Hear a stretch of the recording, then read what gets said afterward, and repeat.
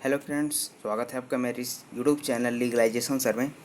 जैसा कि हमारी सीपीसी एमसीक्यू यानी ऑब्जेक्टिव टाइप क्वेश्चन की सीरीज चल रही थी, जिसमें हमने 8 पार्ट कवर कर लिए थे और यह ऑर्डर में से ये दूसरा पार्ट है हमारा। यानी टोटल कुल मिलाकर हमने 8 पार्ट कवर कर लिए, 9वां पार्ट है जिसमें हम ऑर्डर से एमसीक्यूज कवर कर रहे थे। तो चलिए स्टार्ट करते हैं।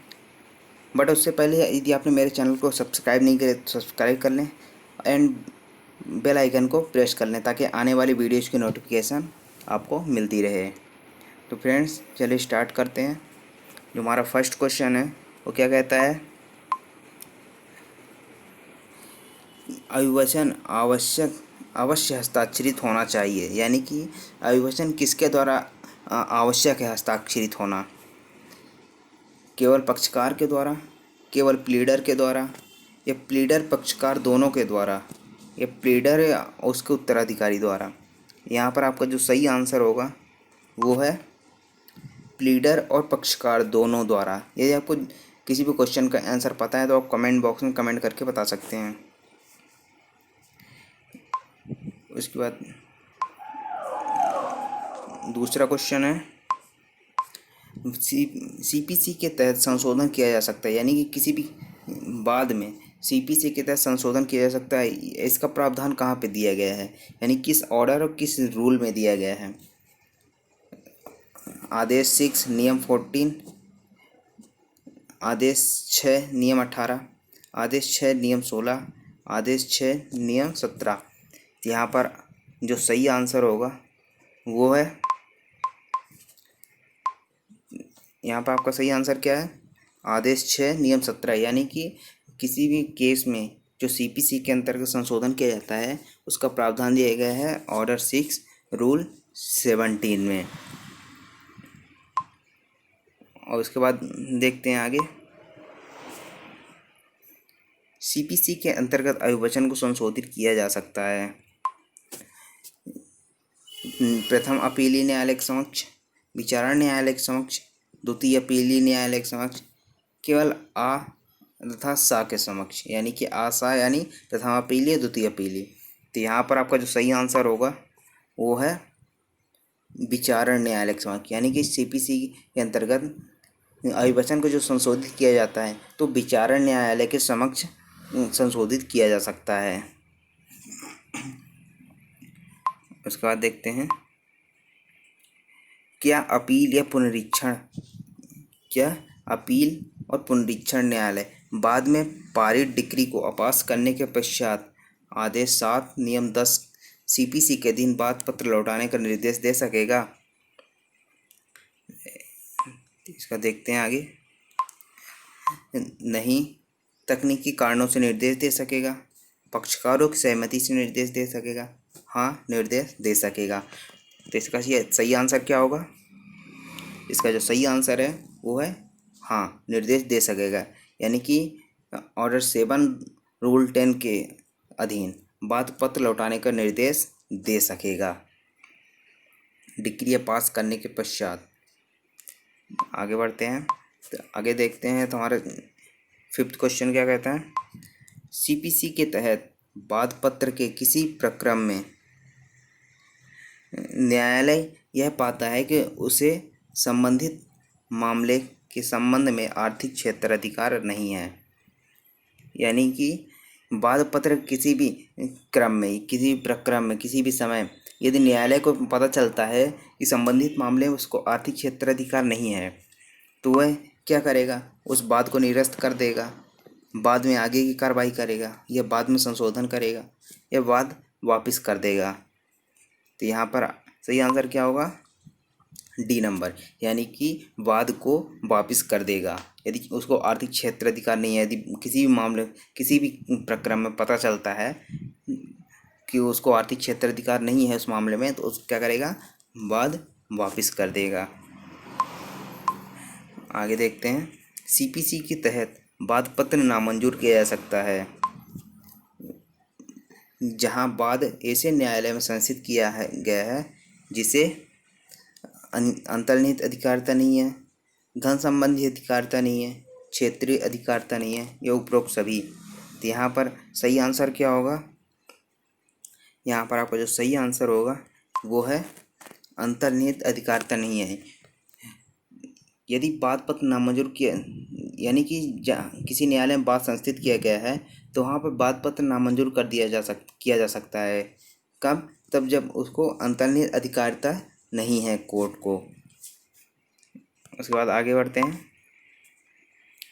वाद पत्र नामंजूर किया जा सकता है। कब किया जा सकता है या कैसे किया जा सकता है? आदेश 7 नियम 10 के द्वारा, आदेश 7 नियम 10 का के द्वारा, आदेश 7 नियम 11 ये उपरोक्त सभी। तो यहाँ पर सही आंसर क्या होगा? यहाँ पर सही आंसर है वो है आदेश 7 नियम 11, यानी आदेश 7 और नियम 11 में वाद पत्र नामंजूर किए जाने से संबंधित प्रावधान दिए गए हैं। वाद पत्र नामंजूर कब किया जा सकता है? जैसे कि कोई वाद हेतु प्रकट नहीं हो रहा है, ऐसे टाइप के बहुत सारे उसमें दिए गए हैं प्रावधान। आप देख सकते हैं जाके वहाँ पे आदेश ऑर्डर 7 रूल 11 में। सो फ्रेंड्स, यदि आपने मेरे पहले के वीडियोस नहीं देखे हैं तो ऊपर आई बटन पर, यहाँ आई बटन आएगा, यहाँ पे आई बटन पर क्लिक करके आप सारे MCQs के पार्ट दे सकते हैं। और साथ में कुछ IPC के डेफिनेशन दिए गए जो जुडिशरी या फिर किसी भी एग्जाम में, LLB के एग्जाम में हो गया, सब काफ़ी इम्पोर्टेंट रोल अदा करता है वो। आप देख सकते हैं वो जाके। आगे बढ़ते हैं। वाद पत्र लौटाए जाने के अधीन जब वाद पत्र अपर्याप्त स्टाम्प पेपर पर है, वाद पत्र डुप्लीकेट के में दाखिल नहीं किया गया है, वाद पत्र में अंतोष वास्तविक मूल्य से कम है, वाद पत्र क्षेत्राधिकार न रखने वाले न्यायालय में दाखिल किया गया है। तो यहाँ पर सही आंसर क्या होगा? वाद पत्र क्षेत्राधिकार न रखने वाले न्यायालय में दाखिल किया गया है तब वाद पत्र लौटाया जा सकता है। आगे देखते हैं। एक वाद पत्र को स्वीकार किया जा सकता है। कब स्वीकार किया जा सकता है? जब दावे किए गए संतोष का मूल्यांकन उचित नहीं है, जब दावा काल बाधित नहीं है, जब वाद पत्र पर उचित स्टाम्प नहीं लगाया गया है, या जब उससे कोई वाद हेतु प्रकट नहीं होता है। यहाँ पर सही आंसर क्या? यहाँ पर अस्वीकार होगा। तो यहाँ पर सही आंसर क्या होगा? जब दावा काल बाधित नहीं है तब स्वीकार किया जा सकता है। उसके बाद देखते हैं आगे। जहाँ वाद पत्र नामंजूर कर दिया गया है, यानी कि जो वाद पत्र है नामंजूर कर दिया गया है, वहाँ वादी उसी वाद हेतु पर नया वाद प्रस्तुत कर सकता है या प्रस्तुत नहीं कर सकता है। उच्च न्यायालय की अनुमति से प्रस्तुत कर सकता है या उपरोक्त में से कोई नहीं। यानी कि जहाँ पर वाद पत्र एक बार नामंजूर कर दिया गया है तो वादी उसी वाद हेतु पर नया वाद क्या प्रस्तुत कर सकता है या प्रस्तुत नहीं कर सकता है या अनुमति से प्रस्तुत करता है। तो यहाँ पर सही आंसर क्या होगा? प्रस्तुत कर सकता है। यानी कि यदि वाद पत्र नामंजूर कर दिया जाता है फिर भी उसी वाद हेतु पर नया वाद संस्थित किया जा सकता है, यानी प्रस्तुत किया जा सकता है वादी के द्वारा। और यहाँ पर इसका जो प्रावधान दिया गया है वो कहाँ पे दिया गया है? ऑर्डर 7 रूल 13 में दिया गया है। यानी कि जो वाद प्रस्तुत करने का प्रावधान है नामंजूर कर दिए जाने के बाद, तो वो प्रावधान कहाँ पे है? ऑर्डर 7 रूल 13 में दिया गया है। लिखित कथन का अर्थ है। लिखित कथन का क्या अर्थ है? वादी का दावा, प्रतिवादी का दावा, वादी के दावे का प्रतिवादी द्वारा उत्तर, प्रतिवादी के दावे का वादी द्वारा उत्तर। तो यहाँ पर सही आंसर क्या होगा? वादी के दावे का प्रतिवादी द्वारा उत्तर। यह लिखित कथन का अर्थ क्या होता है? वादी के दावे का प्रतिवादी द्वारा उत्तर। आगे देखते हैं। एक प्रतिवादी अपना लिखित कथन न्यायालय में दाखिल करने की समय सामान्यतः है। यानी कि जो प्रतिवादी है अपना लिखित कथन न्यायालय में दाखिल कब कर सकते हैं, यानी कितने दिन पश्चात नहीं करेगा, उसको कितना टाइम रहता है लिखित कथन प्रस्तुत करने के लिए? 60 दिन सावन की तामील से, 15 दिन, 90 दिन या 30 दिन। तो यहाँ पर जो सही आंसर होगा वो है 30 दिन, यानी कि समन की तामील होने से 30 दिन के भीतर प्रतिवादी को अपना लिखित कथन न्यायालय में प्रस्तुत करना होगा, यानी दाखिल करना होगा। आगे देखते हैं, मुजराई का दावा किया जा सकता है। मुजराई का दावा किस में किया जा सकता है? किसी भी बाद में, धन वसूली के बाद में, कब्जे के लिए बाद में, आबाह दोनों में। तो यहाँ पर सही आंसर क्या होगा? यहाँ पर आपका जो सही आंसर है वो है होगा धन वसूली के बाद में, यानी जो मुजरा किया जा सकता है धन वसूली के बाद में मुजरा किया जाना। दैट मीन्स कि उसमें जो आप लगते हैं, कुछ पैसे वगैरह लगते हैं, तो आप उसको सेट ऑफ कर लें पैसे को। उसके बाद देखते हैं, मुजरा एवं प्रतिदावा से संबंधित प्रावधान किस आदेश में है? मुजरा एवं प्रतिदावा से संबंधित प्रावधान किस में, सीपीसी में किस में है? ऑर्डर 6 में, ऑर्डर 7, ऑर्डर 8, ऑर्डर 10। तो यहाँ पर जो सही आंसर है वो होगा ऑर्डर 8 में। ये तो हो गया सीपीसी की। यदि हम सीआरपीसी की बात करें तो सीआरपीसी में मुजरा संबंधी प्रावधान कहाँ पे दिया गया है? सेक्शन 428 में, यानी सीआरपीसी में 428 में मुजरा संबंधी प्रावधान है।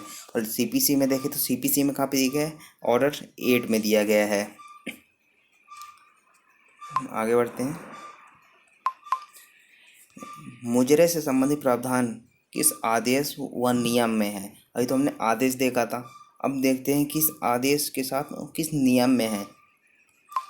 आदेश 8 नियम 5, आदेश 8 नियम 6, आदेश 7 नियम 5, आदेश 7 नियम 6। तो यहाँ पर सही आंसर क्या होगा?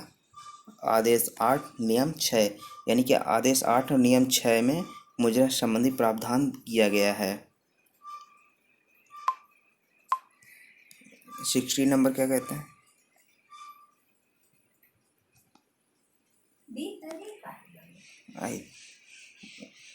यदि किसी मामले में जिसमें प्रतिवादी प्रतिदावा उठाता है, वादी का वाद रोक दिया जाता है, बंद या खारिज कर दिया जाता है, तो प्रतिदावा क्या होगा?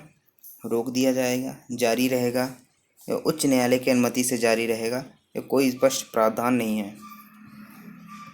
तो यहाँ पर सही आंसर क्या होगा? जारी रहेगी, यानी कि प्रतिवादी प्रतिदावा उठाता है जिसमें किसी मामले में, तो वादी का वाद रोक दिया जाएगा कि ये बंद कर दिया जाएगा, खारिज कर दिया जाता है, तो प्रतिदावा क्या होगा? जारी रहेगा।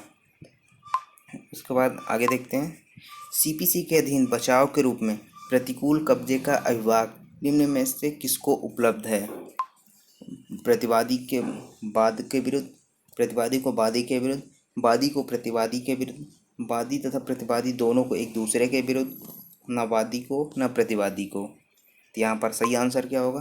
प्रतिवादी को वादी के विरुद्ध प्रतिकूल कब्जे का विभाग प्राप्त है। आगे देखते हैं, सीपीसी के आदेश 9 नियम 7 के अनुसार एक पक्षीय कार्यवाही का आदेश को अपास्त करवाने हेतु आवेदन प्रस्तुत किया जाना चाहिए। कितने दिन के अंदर? 30 दिन के अंदर, 60 दिन के अंदर, 90 दिन, या सुनवाई है तो नियत तिथि पर या उससे पूर्व कभी भी। तो यहाँ पर सही आंसर होगा वो है डी नंबर, यानी कि सुनवाई है तो नियत तिथि पर या उससे पूर्व प्रश्न आवेदन प्रस्तुत किया जा सकता है।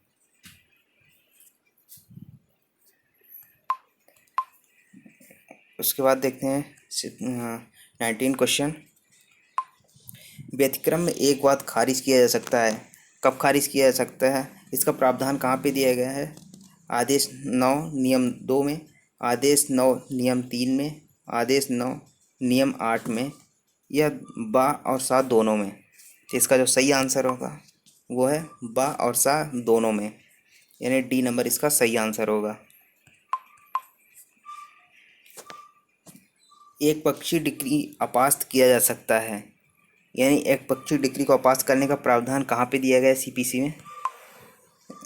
आदेश 9 नियम 5 में, आदेश 9 नियम 20 और नियम 10 में, आदेश 9 नियम 13 में, आदेश 9 नियम 11 में। तो इसका सही आंसर क्या होगा?